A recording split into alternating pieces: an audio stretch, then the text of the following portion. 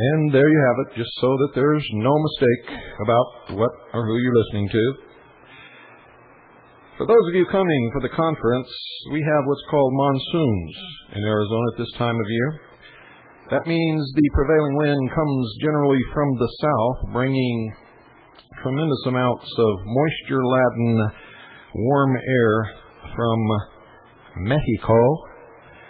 And just about every afternoon we have a few thunderstorms drifting around. Sometimes they're just little sprinkles, and sometimes they are a demonstration of the power of Mother Nature. And make no mistake about it, she is very powerful. This afternoon I was driving back from Show Low, and there was a torrential downpour, the likes of which I have not seen since the monsoons in Vietnam. And with the windshield wipers on full speed, I literally could see nothing. Everything came to a stop almost. I proceeded along at a walking pace. In fact, I could have got out and walked and beat the bronco. So you might want to bring a light raincoat just in case you get caught in this. And, of course, we'll give you a little indoctrination talk on Monday morning, so that you'll know all the goodies about St. John's and this part of Arizona, which most people call the White Mountain area. Don't go away. I'll be right back.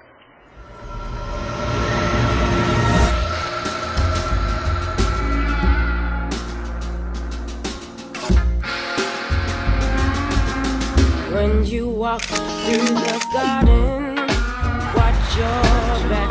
Well, I beg you, pardon. Walk the straight and narrow track. If you walk with Jesus, save your soul.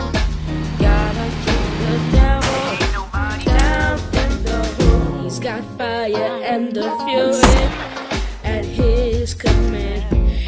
You ain't got to worry.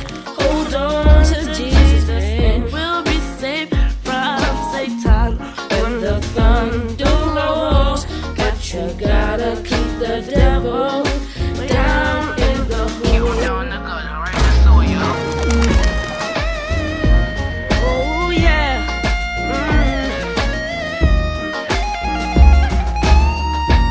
We'll be safe from Satan. Go right there, right side. The devil down in the hole. Keep him in the trash, yo. Down in the hole. Keep him in the hole. Down in the hole. Keep him in the hole. Down in the hole.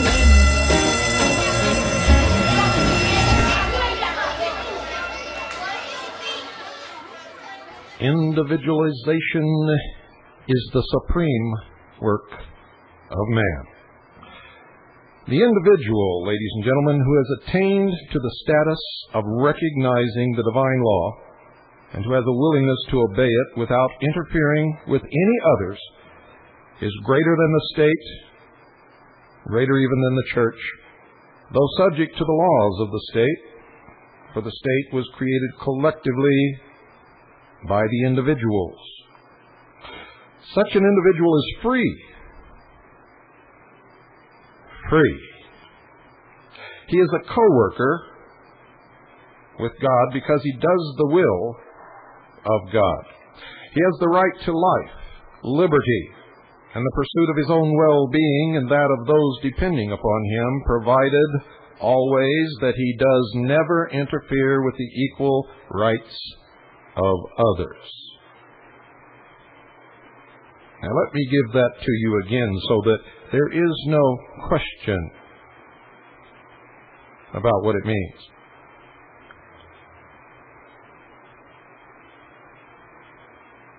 He has the right to life, liberty, and the pursuit of his own well-being and that of those depending upon him, provided always that he does not ever interfere with the equal rights of others. You see, man possesses neither rights nor privileges unless he is willing to be responsible for his every act. The biblical concept of the use of our talents is recognized here as absolutely 100% correct. You see, to possess a privilege or a talent imposes the penalty of making correct use of it. Every potentiality possessed by man obligates him to bring it into manifestation for his own good and for the welfare of others. Now, make no mistake about it, and make sure that you understand exactly what I'm talking about. The man who correctly governs himself is in no need of being governed. The divine law, ladies and gentlemen, is for the government of man. Order is the first law.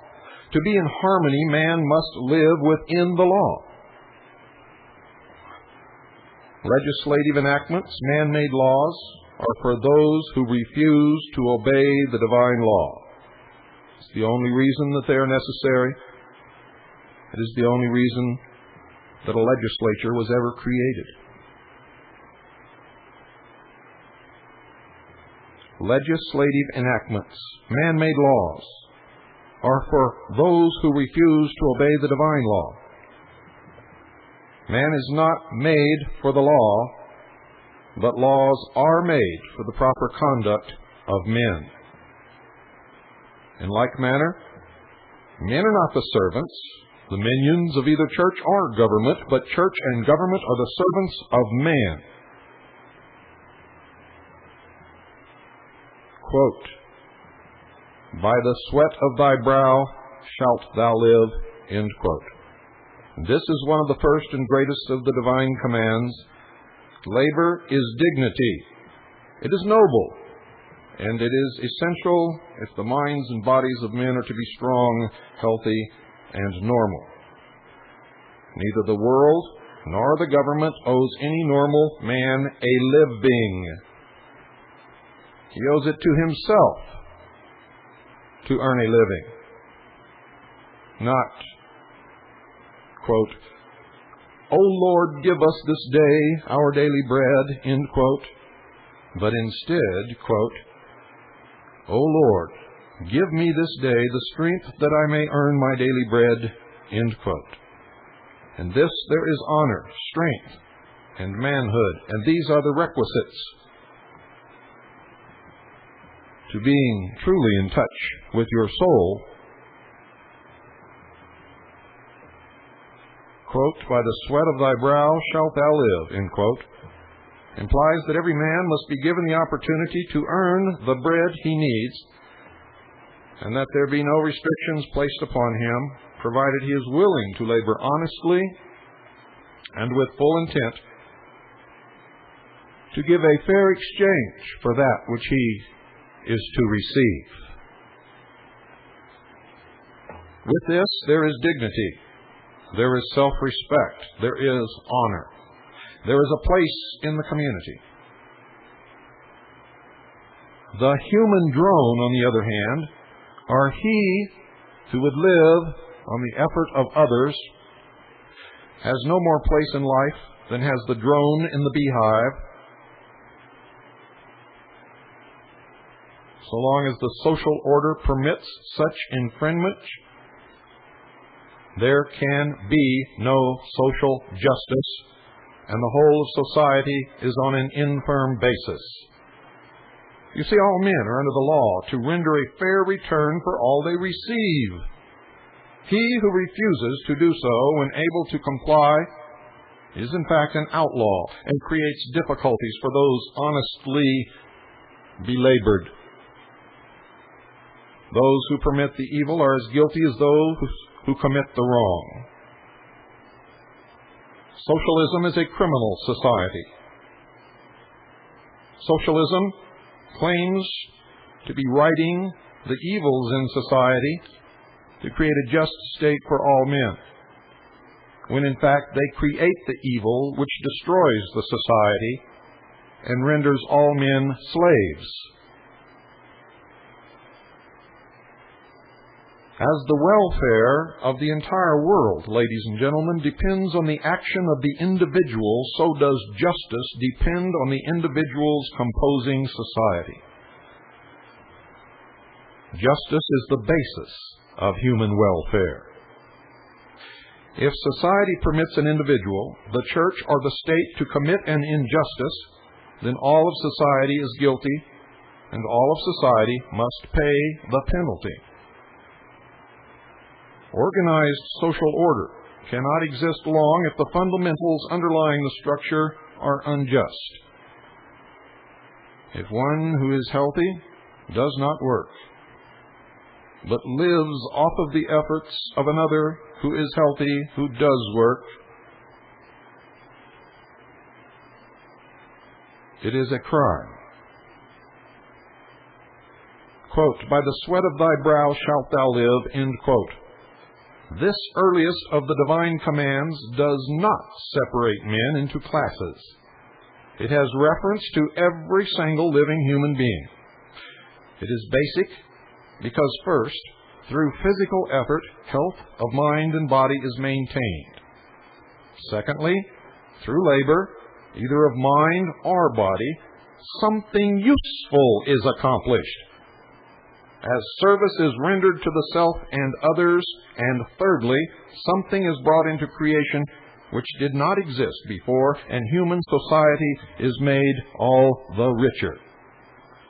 Thus the self is benefited and raised higher in the scale of existence, and the man so laboring and creating becomes in fact a co-worker with God. God gave man the divine law. It is the same divine law that our forefathers referenced and discussed. And this law demands obedience under penalty of losing personal identity and individuality. No man can do any greater deed than to respect the rights of his fellow men, labor to create something new and useful for the benefit of himself and others, and strive to change his personality, his little, narrow, bigoted, short-sighted self, into an individuality having the attributes, in a minor degree, a very, very minor degree, of his Creator. Quote, "Thou shalt not bear false witness," end quote. This great and basic commandment has been misinterpreted throughout the centuries. He who gives a promise and does not fulfill it is guilty of violating the commandment. He bears false witness against himself. He who makes a vow, takes an oath, or even gives his word of honor and fails to keep any of these is guilty of breaking this commandment. And that is why, to be a member of the intelligence service, you must execute an oath of allegiance, and it must be in front of a notary and so attested to by that person with his seal and signature. He who considers an agreement, an obligation, or a covenant as just a scrap of paper is guilty of breaking this commandment. Any vow, an oath, an obligation, or an agreement are sacred, and so is a man's word. He who is guilty of breaking his promise, obligation, or agreement is unfit to be a member of society, and all who knowingly accept him as one of themselves must ultimately pay the penalty for that choice. You see, not until men come to the full realization that their word must be even better than their bond could be will humanity reach its highest state of culture. The law also commands, quote, "Love thy neighbor as thyself," end quote. In other words, do not do unto your neighbor that which you would not do to yourself. It's very simple. Do not do unto your neighbor that which you would not do unto yourself. Demand right dealing of yourself. Therefore, demand it of your neighbor.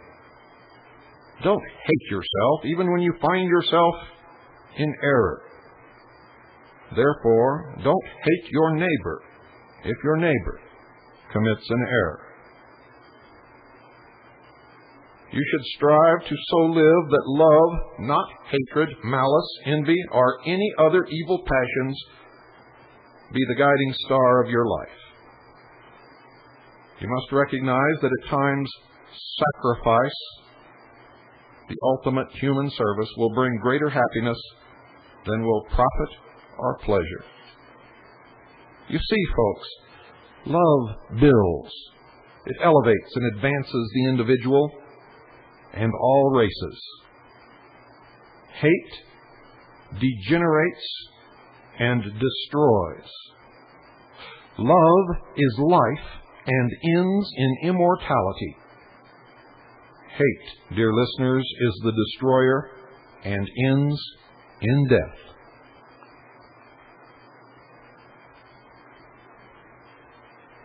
We here form an organization of truly noblesse oblige, and that we willingly assume personal responsibility, which is always a part of true greatness. We never willingly or wantingly countenance evil doing in any form, but are ever and always ready to defend justice and righteousness whenever and however we are able.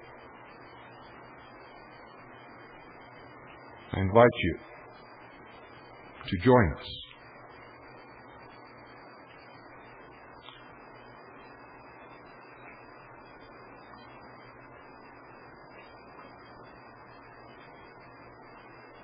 Listen carefully. Outlaw. Go ahead. In this, no doubt. Death Row, Machiavelli. You can call me daddy. I'll be your daddy. That's right. Just like daddy. Hey, yeah. For the ladies. Come with me in the time we broke. Dedicated slow jams on the radio. Oh, I know you're happy. I can feel your passion looking out for you just like daddy. Come on. Sunshine turns to rain. Baby, I can take away your pain. If you trust me, close your eyes and feel the magic. Never leave me. I do you just like I met her when she was young. Her real daddy died when she was younger. Her mom let her do what she pleased. The singer one loved her. Her eyes shine and love, a diamond in the rough, the kind of true can love. Not yet touched with so much potential. Youngster, let me guide your mental into a place where the sourness of pain you'll never taste. By God's grace, you was born with that face, nothing but pure beauty. So for an eternity, I feel it's my duty to be a soldier. Yeah, baby, got plans to mold you. In the coldest nights is when I hold you like I'm supposed to. As we grow closer, I'll take your hand gladly. Anything you need, ask me. Spoil my baby girl just like the that. stress, spending time with you, I feel blessed. When you gone, feel the pain so strong deep in my chest. When I got arrested, came so close to going to jail. Throwing blows at the po-pos, breaking your nails, screaming loud, going all out. Damn, I did. You stay locked down at mom's house, watching the kids through the whole bed. In the VI, I see you dead. When my fake homies try to fuck you, you run and tell me. That's why I stay committed. I thank God every time I hit it, hoping you'll forgive me for the times I bullshitted. Me and you against the world. We untouchable, screaming like you're dying every time I'm fucking you. You never had a father or a family, but I'll be there. No need to fear so much insanity. And through the years, I know you gave me your heart. Plus, when I'm dirt broken, fucked up, you still love me. Come with me and the time will grow. Dedicated slow jams on the radio. I know you're happy, I can feel your passion. Looking out for you just like daddy. Come on, sunshine turns to rain. Maybe I can take away your pain. If you trust me, close your eyes and feel the magic. Never leave when you need me. I keep you just like that. Die for me, down holding my pistol, getting high with me sounds tougher than bristle. But when you cry, I be your tissue. Back in the county, writing letters, how I miss you, giving me credit, apologetic, how I dish you. Get you for thinking like I'm honor and on a level of the Sultana daddy, ready to wine you and dine your lation from total vagina and still be right behind you, true. Like just me and you, don't tell him what we could do. Getting high between the sheets, keep the shit right here discreet. Putting hickeys on your belly while we fucking on the beach. I love it when you nut up and grab me. I feel for you badly, baby girl, just like that. Shorty, I lend my hand out to help you. Lost soul looking for shelter on a late night, accept you. Treat you good, won't disrespect you. My age is young. Out of place, bitch, calling days is done. From a Trixie to a Missy, you know I raised you, hun. Placed her under my wing, showed her how we swing. Now she rolling blunts for a king. One day label thug misses the essence of my ghetto sisters. Hugs and kisses, destined for me to be a father figure. Just like daddy. Just like daddy. Just like daddy, come on. Out for you just like daddy, come on. Sunshine turns to rain, baby, I can take away your pain. Trust me, close your eyes and feel the magic. Never leave when you need me. I do it just like that. Come with me and the time will roll. Dedicated slow jams on the radio. I know you're happy, like daddy, come on. I'll be for you just like daddy, come on. Throw your hands up, put your hands up. Throw your hands up, put your hands up. Throw your hands up, put your hands up, put your hands up. Throw your hands up. Where my sisters, where my sisters at?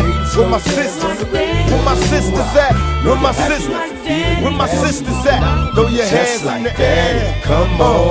Where my sisters, where my sisters at?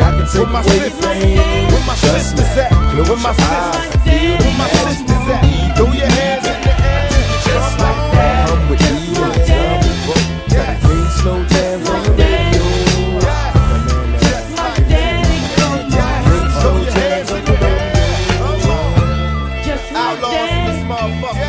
No doubt. Dolly, Hussein, Machiavelli, Napoleon, Morris, Edie, Castro, just like daddy. Yeah, the bitch check just like daddy. Get your money, nigga. Throw your hands in the air. Come on. Just like that, baby. You know you got somewhere to go. Just like that. Come to a love nigga. Just like that. Love nigga. Throw your hands in the air. Come on. Just like that. Just like that. Just like daddy. Come on. Folks, again, I want to caution you to understand that I am not attacking any organization, any group of people. I'm giving you food for thought, and I hope that it is indeed food, and I hope it's palatable, and I hope that you do think upon it. When I talk about woman tonight, I'm talking about woman as woman, not a masculine-minded and featured monstrosity, a loud-mouthed politician, tobacco-steeped in an almost unsexed creature, not a Hillary Clinton, but a sweetheart and mother in the true sense of the much abused word woman. An individual who thinks and has feelings, is capable of performing and creating. Who made woman the patient, clinging, earnest being that she is? And make no mistake about it, she is. And taking advantage of this desire, who makes her the tool and the fool of these conditions? As the man who accepted her adulation and allowed her to make a demigod of him, anything to do with it, perhaps? You see, it's easy to take up Paul's characterization of, quote, silly woman, End quote. But if you just go back one verse in the same 2 Timothy chapter 3 and see who it is that captures the silly woman. For verse 2 reads, quote, men shall be lovers of self, end quote, etc.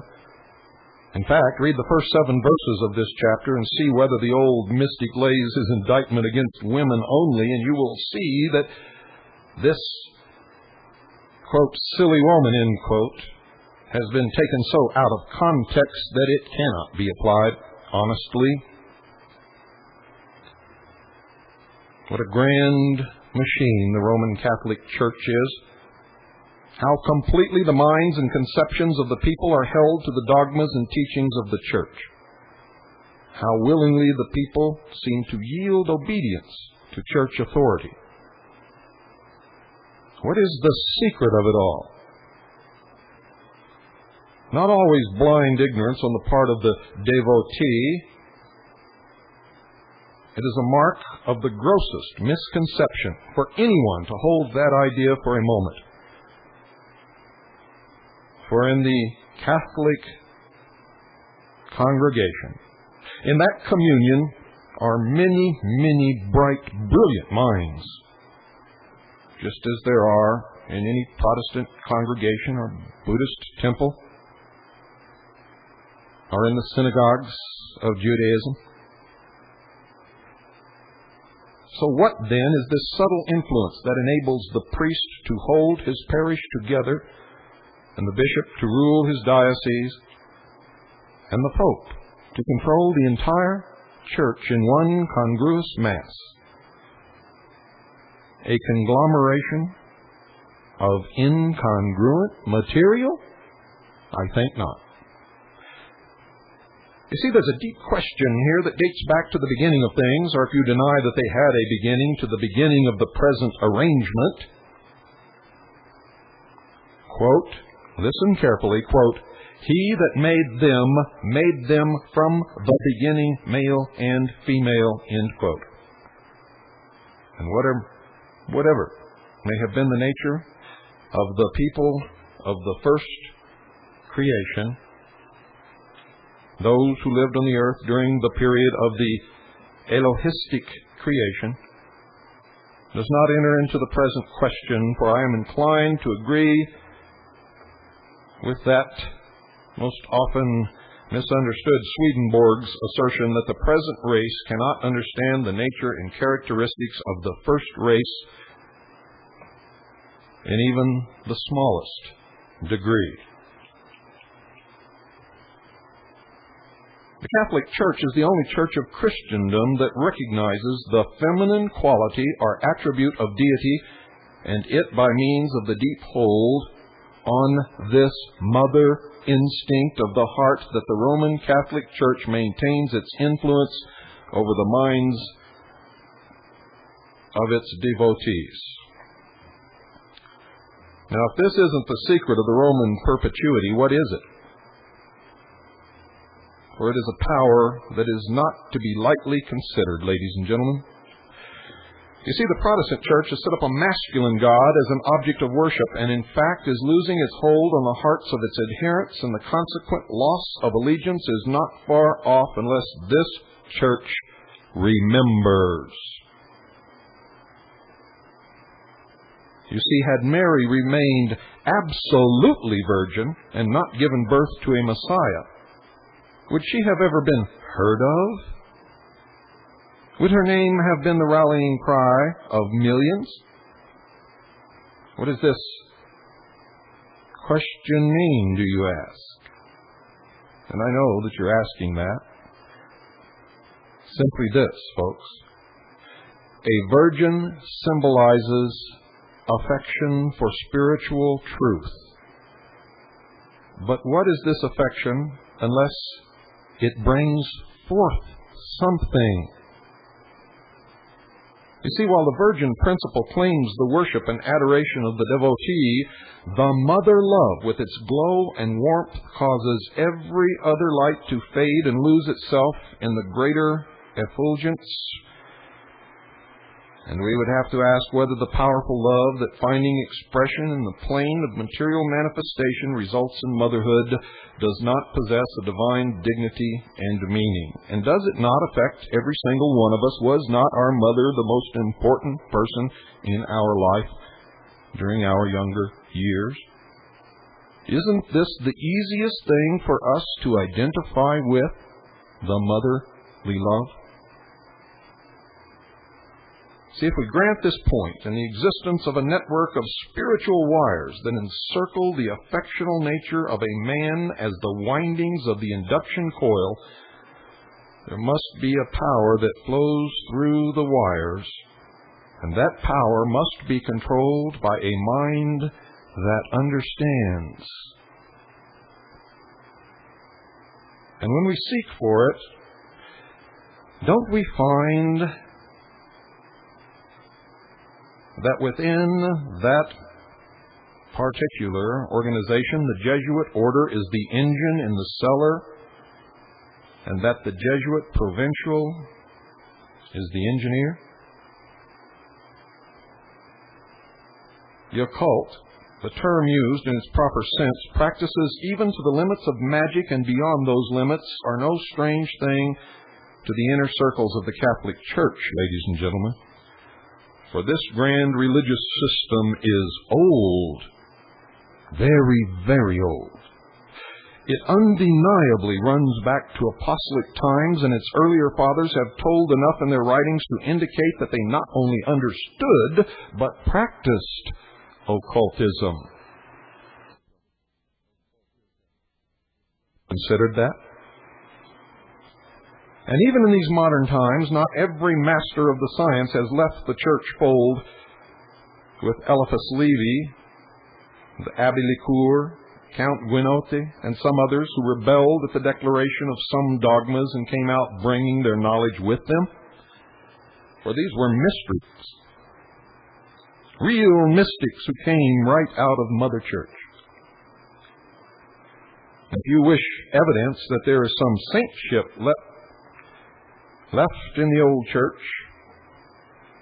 Marie Corelli's fine book entitled The Master Christian will bring you some great enlightenment, pun intended, for it will not do to forget that the apocalyptic exploration reveals something worthy of commendation and vivification in every one of the seven churches, from Ephesus to Laodicea, with perhaps the balance in favor of Laodicea.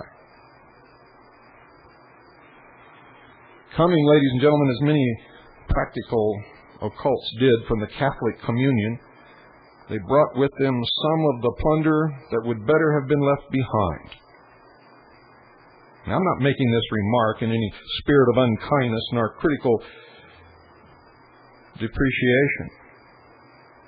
I've already told you it's not the intent to attack any organization, but to give you food for thought, and I hope that you understand that. You see, in the ranks of these occult fraternities, there are many that I esteem.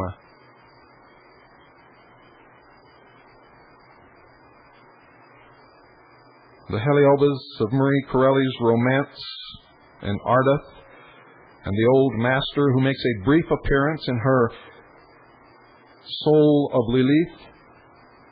These are not imaginary characters.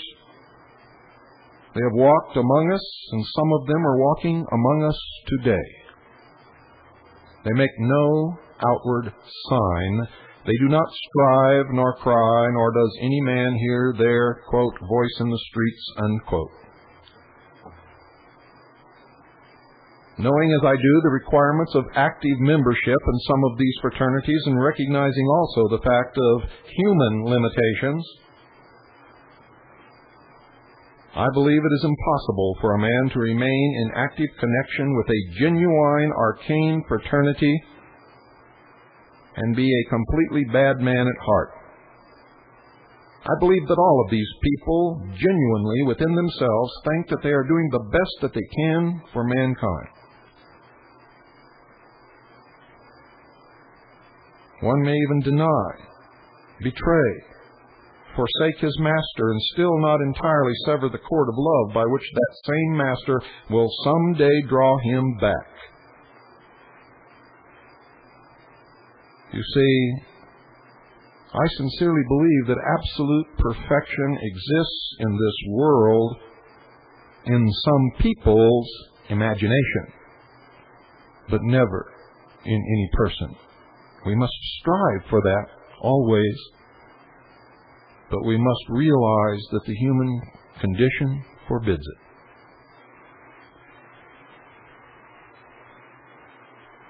And this absolute perfection does not come into close contact with the world at large. Our angels wear coats of skin. When they divest themselves of these coverings, they leave this realm of the visible altogether.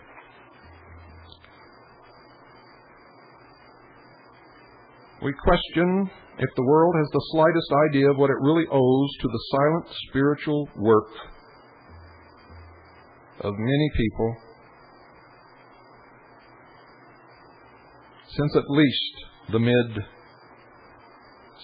of the 1800s. But every movement in this world, whether physical, psychical, or spiritual, reaches a danger point at some period of its history.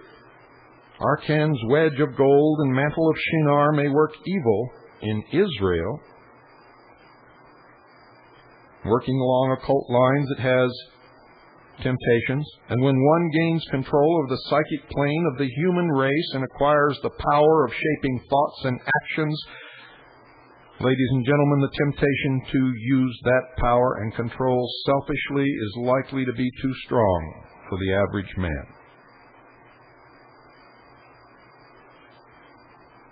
A Christ may turn his back on the offer of universal dominion, but we are not yet Christs. There is a palpable gap between the best man on this earth and the Master Jesus. Not all the pleadings of Joab and his captains prevailed against the determination of King David to, quote, number the people, end quote, and the occult may require many hundreds of thousands, maybe millions, maybe even billions of victims from the people to even up matters and adjust the balance, to wreak their revenge on the inequities that they claim have been perpetrated against them throughout the centuries, mainly by the Catholic Church. There is an old arcane maxim that I have discovered in these dusty volumes from the libraries of the initiates, and it goes like this, quote, all power is from the she side of God, end quote. All power is from the she side of God. Now, I've hinted that this acknowledgement of the mother feminine love principle in the deity is the secret power of the Catholic Church. It is even more so of the fraternity of the Rosy Cross. It is not that the rulers of the Catholic Church are over-actuated by this infilling of their own souls with divine love, but that it is the divine dogma of the masses of her devotees. And Jesuitism holds the string, and a full measure of this same love that flows from the she side of God is a necessity to one or a band who would set out to elevate and reform the world with any hope of success. You see, it's not the Christos of the mystery school in one's soul that leads one to look down on struggling, suffering humanity as canile, or to give a cold, hard stone to him who asks for bread. The most tender, gentle, loving master in the world would swamp himself if he stepped onto this hummock. Marie Corelli, in her Soul of Lilith, makes Faraz sing a story of a deeply learned mystic whose very austerity and surface goodness attracted the people to him. And he became annoyed at their continued interruption of his devotions. He came to despise them, and he finally hid himself in a dense wilderness. But one day, being disturbed by the song of a bird that entered his hut, he killed this little thing, and immediately an angel appeared and rebuked him for slaying his messenger. And then the mystic began to see that his great regard for his own sanctity stood as an obstacle in the way of his usefulness to God and humanity, and he became a changed man. Is it the desire and aim of the arcane of our day to elevate and regenerate the human race? If so, are they working toward that end? Does the end justify the means that some of them are employing? Anyone who adventures, looks into the occult may be a sneak thief who looks for hidden power for selfish ends, and one who is unwilling to fulfill the law by giving the life, by the sacrifice of the life, by living the life, by the divine law. Does the contempt with which we regard such a one belong to the honest, though ignorant, seeker after the truth and the life? Is there an end that one would wish to attain by this means? Will this course even bring about the end that true,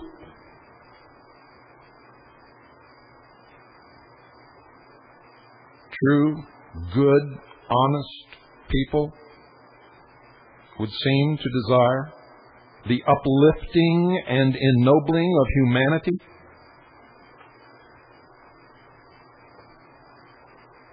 One may gain a certain temporary power, ladies and gentlemen, by standing aloof from the world, come into touch with it only to, quote, number, end quote, number it as David did his people. The desire of the human heart is for dominion, for Babylon is not yet entirely fallen. Is it not well for the Illuminati to look within its own ranks for the evil that causes it to fail and to stand in the face of its enemies? And finding this evil after diligently searching, is it not well to make a holocaust of the plunder and everything connected with it? How can you have a secret organization working for the benefit of all mankind and say that the end justifies the means, and bring about wars and death and suffering, and create situations which eliminates freedom from the grasp of the common man? Was it not you behind those walls without windows who first uttered the words liberty, equality, fraternity? What has happened to you? It's difficult to understand the contempt with which good people seem to regard you when you believe that you are doing good.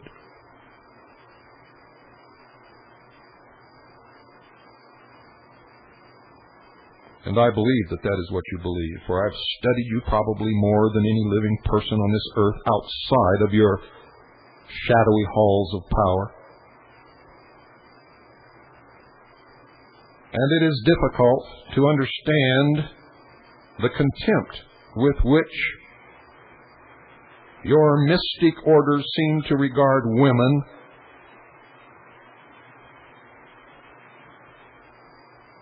woman, if you will, and all that she represents.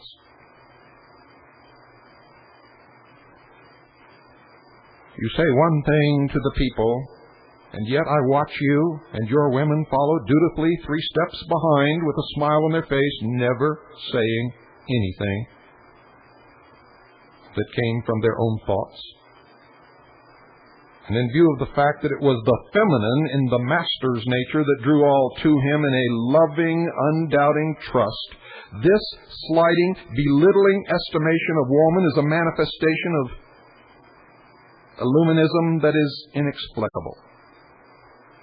It manifests itself also in Jesuitism and from the halls of most of the organized religions upon the face of this earth, and it is wrong.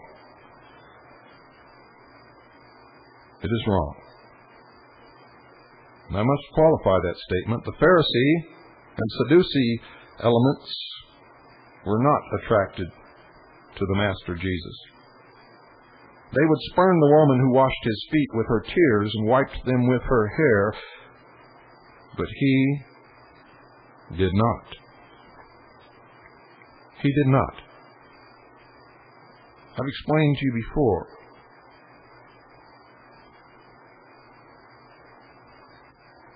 Most who call themselves Christian, and most Christian churches, indeed most churches of any kind, do not practice what the original teachers of that religion set out for them to follow.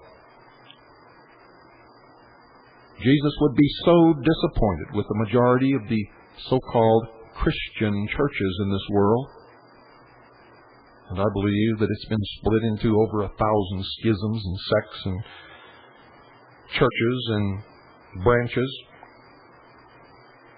and all of them are equally guilty.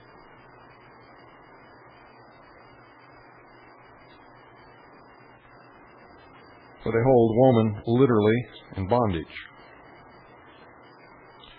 Jesus accepted everyone who came to him. Isn't it claimed by many that Mary Magdalene was a prostitute? Was she really a prostitute? I don't really know.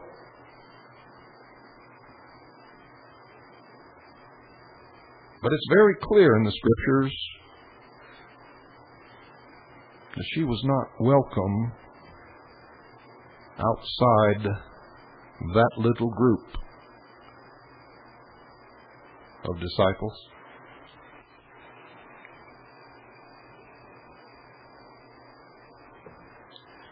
Were not many of Jesus' followers the lower echelon of society? Did he not stop alongside the road and talk to anyone and everyone who came along? Have you read the story of the woman who offered him water at the well?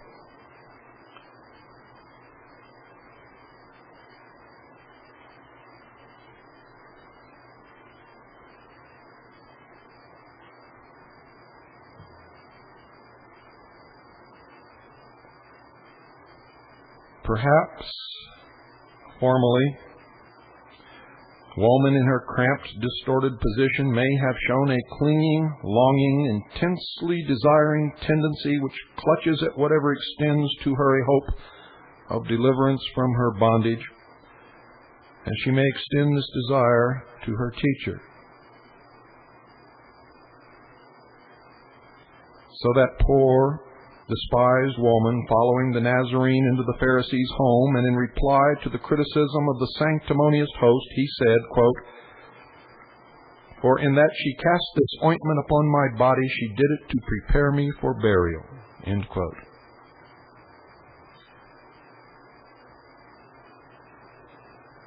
And when a man is slowly working himself free from his inherent evils, and coming to the last grand passion through which he lays them down forever, who is it that senses the meaning of the price that he pays? Some man? Some man? They all forsook him and fled. Peter denied him 3 times on that night.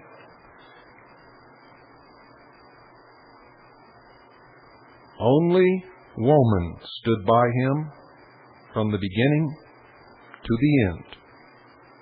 Only woman stood by him from the beginning to the end. And when the struggle between the man and the angel comes on in the human soul, it is only woman who understands. When I was in great need and alone, Annie came to me. Her understanding and her loyalty has taught me more than any other person living upon the face of this earth. When she was working to her very capacity, and I was strained in mine, and I needed someone desperately to assist me in this great quest that I have set for myself, in this great task, who came? Who was it that came to help me? It was a woman. It was Carolyn Nelson. And she's still here, under the workload, fielding all the telephone calls, answering all the questions, putting up with my absolute need for near perfection in everything, and sometimes my temper when I don't get it. Who is it that warms your hearth and keeps your home? Who is it that puts up with your inadequacies? Who is it that teaches all of us men gentleness? Who is it that slows us down? Who is it that causes us to rest when we would not, but we need rest so very badly? But woman. Who is it that bears our children in pain? Who is it that stands with us through thick or thin? Who is it that when no one else in this world understands us, our cares, causes us to lay our heads upon her breast and understands from the depth of her soul and gives to us an empathy that we can find nowhere else but woman?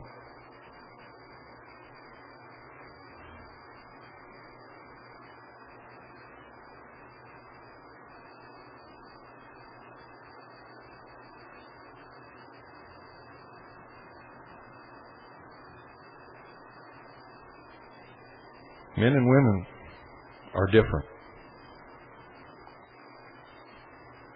Men and women provide different things to each other that are absolutely necessary for life within each and every one of us.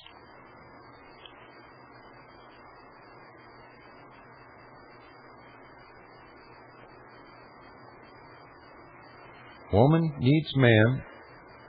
Man needs woman. Nothing will ever change that. No philosophy of political correctness, no New World Order, no church, no government, no force upon the face of this earth will ever change that.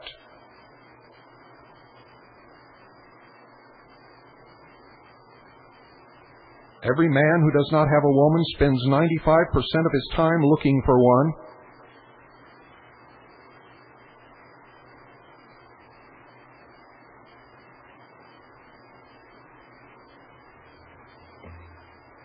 And God help the woman if he finds one.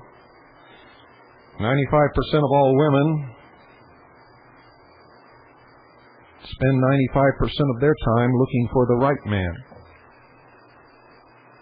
And I'm here to tell you, folks, from my experience in my own life, if you marry a man before he is at least at the age of 36, you're asking for big trouble. for we just don't seem to get it all together until around that time.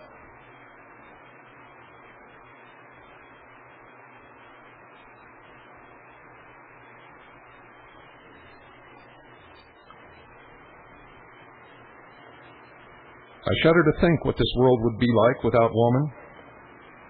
I believe sincerely in my heart that it is woman that civilized man. I believe that without the need of the woman for security during the time that she is bearing the child, there would never have been a first city.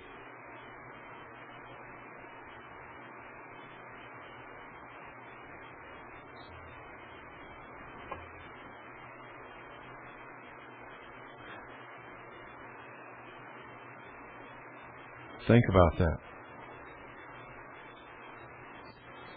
I want you all to think about that, and for all the women who have been in my life in any capacity, I thank you from the deepest depths of my heart.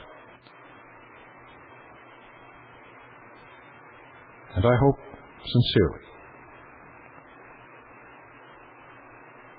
sincerely, ladies and gentlemen, that they never, ever leave. That they never, ever leave my realm.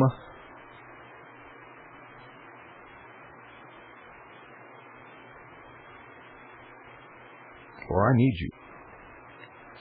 And you have given me more than I could ever discover on my own. And to tell you quite frankly, ladies and gentlemen, I could never do this job that some higher power has bestowed upon me to perform without the women in my life. And that includes my little Pooh. Good night, folks, and God bless you all.